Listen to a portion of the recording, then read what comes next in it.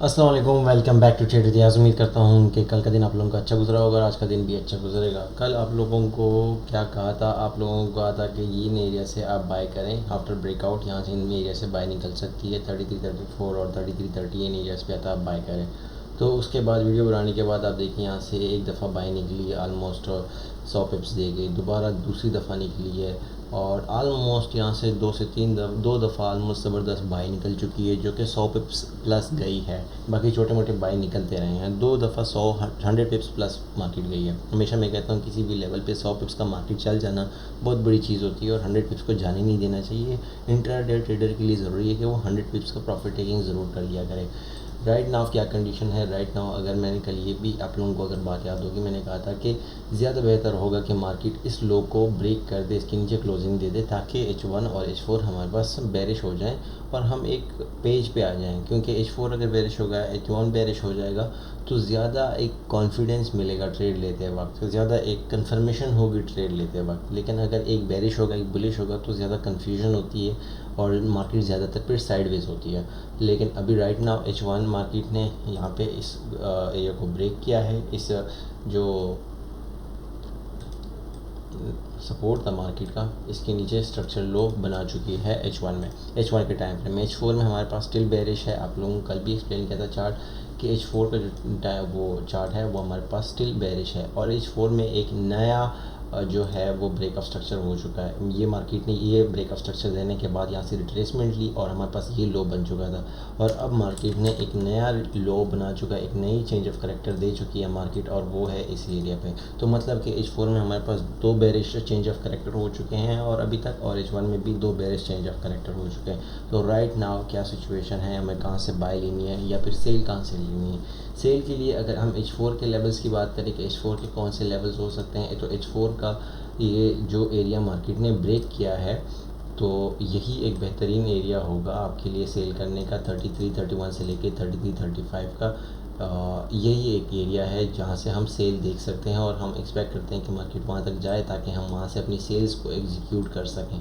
3335 से लेके 3331 ये जो फिगर है, क्योंकि ये एरिया इसने ब्रेकआउट दिया है तो ब्रेकआउट के बाद रीटेस्ट जो है वो हो सकता है और मार्केट इन एरियाज़ पे मिलती है।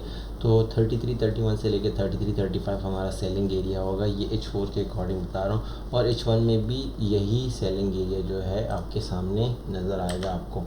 तो हमारे पास ओवरऑल सेलिंग एरिया मेंशन हो गया कि ये सेलिंग एरिया है 31 से लेके 35, इसको मेंशन कर लेते हैं। 31 से लेके 35 हमारे पास एक सेलिंग एरिया जो है वो आ चुका है।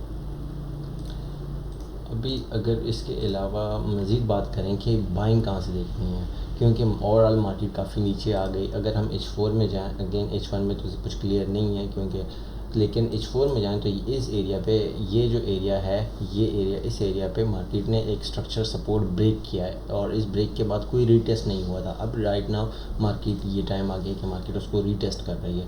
तो हमारे पास कल भी इस बाइंग एरिया को मेंशन किया था 3313 से लेके 3310 का जो एरिया, ये आपका बाइंग एरिया है, यहाँ से आप बाय कर सकते हैं। और दूसरा एरिया जो है जहाँ से हम बाय देख सकते हैं और वो होगा ये एरिया। लेकिन ये जो ब्रैकेट है ये काफ़ी बड़ा है क्योंकि इस कैंडल को इंक्लूड इस तरह ये बनता है और 89 से लेके 70 का ब्रैकेट है। इस एरिया के अंदर फॉर्मेशन बनेगी तब जाके आप बाय ले सकें। 3289 से लेके 3270 का जो एरिया, इस एरिया, इस पूरी ब्रैकेट में फॉर्मेशन कोई बनती है तब आप इसको बाय में देख सकते हैं। बड़ा ब्रैकेट है, सीधा आके यहाँ पे ब्लाइंड बाइंग नहीं करनी। अगर फॉर्मेशन हमें 88, 87 या 85, 84 पे बनती हुई नज़र आई तो बाय करेंगे। अगर फॉर्मेशन 81, 82 पे नज़र आई कि फॉर एग्जांपल फॉर्मेशन कैसे, फॉर्मेशन इस तरह कि मार्केट नीचे लो लगाते भी आएगी यहाँ पे और इन एरियाज़ पे और ऐसे लो लगाएगी, फिर मार्केट इधर कंसोलिडेट करेगी ऐसे और अपना पिछला हाई ब्रेक कर देगी तो ये एक फॉर्मेशन बन जाएगा।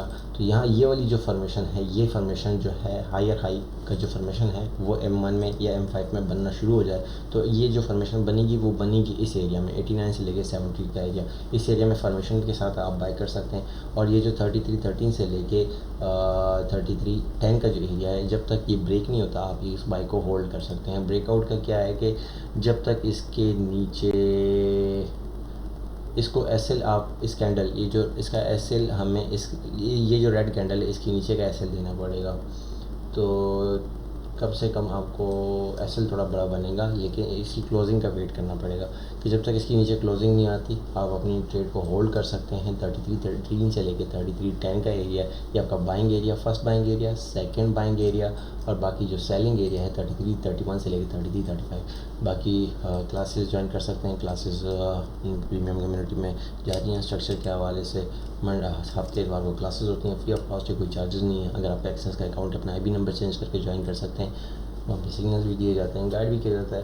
एक कम्युनिटी बनाई हुई है, नंबर ऑफ़ पीपल की, जहाँ पे मुख्तलिफ लोग जिनकी एक्सपीरियंस है, जिनका नहीं है एक्सपीरियंस, और जिनके बिल्कुल स्टार्ट है, सबको इकट्ठा किया हुआ एक प्लेटफॉर्म पे, जहाँ पे एक कम्युनिटी बना के चल रहे हैं। कोशिश है कि उनको एक प्रॉफिटेबल कम्युनिटी में कन्वर्ट करें, लेकिन at the end of the day profitable उन्होंने खुद होना है। अकाउंट्स को मैनेज करना सबसे बड़ी चीज़ है, और वो मैनेजमेंट जो है उनके अपने हाथ में होती है।